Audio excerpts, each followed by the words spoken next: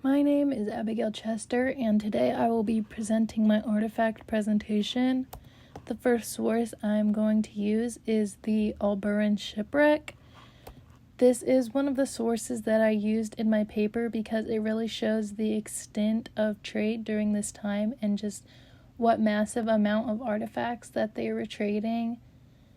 So, on this ship, they found 17 tons of artifacts from the Bronze Age.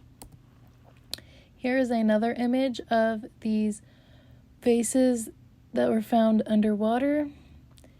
And this picture is the divers. They said in the video that the water was so clear that they were just grabbing copper bars off of the seafloor, because that's how well they could see. There were 10 tons of copper found on the shipwreck, and that is really a testament of the Bronze Age because copper and tin were used to make bronze, and you can tell that there was an abundance of copper being traded on this ship. This is a museum where some of the artifacts are being displayed. As you can see, there's some pottery. They said that most of the pottery was from Crete. And here are some of the daggers that were on board. They said that one of these was owned by the captain. The second source I will be talking about is the Ugarit tablets.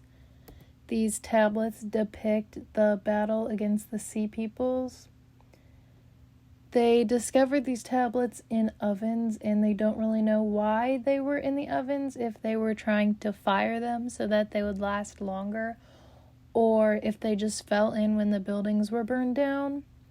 But this is a correspondence with Cyprus, and it tells how they were concerned about the ships crossing the sea and arriving on the coast. This tablet is a little more destroyed on the one side, but as you can see, the other side is still pretty good quality. And in the video, the guy actually reads an inscription off one of the tablets.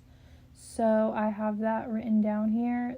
It says, "Father, the ships of the enemy have been coming. They have been burning down my villages and have done evil things to the country. Does my father not know that all my troops and chariots are in Hatti, and all my ships are in Lucca? They have not yet reached me, so the country is left undefended." So this just shows how Ugarit was not ready for this battle against the Sea Peoples, and that's why they ultimately lost. It is a shame that this country was defeated because there was a lot of diversity of culture in this area, and it's very sad for that to be lost.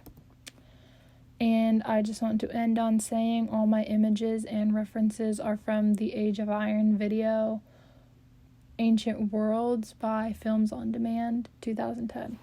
Thank you.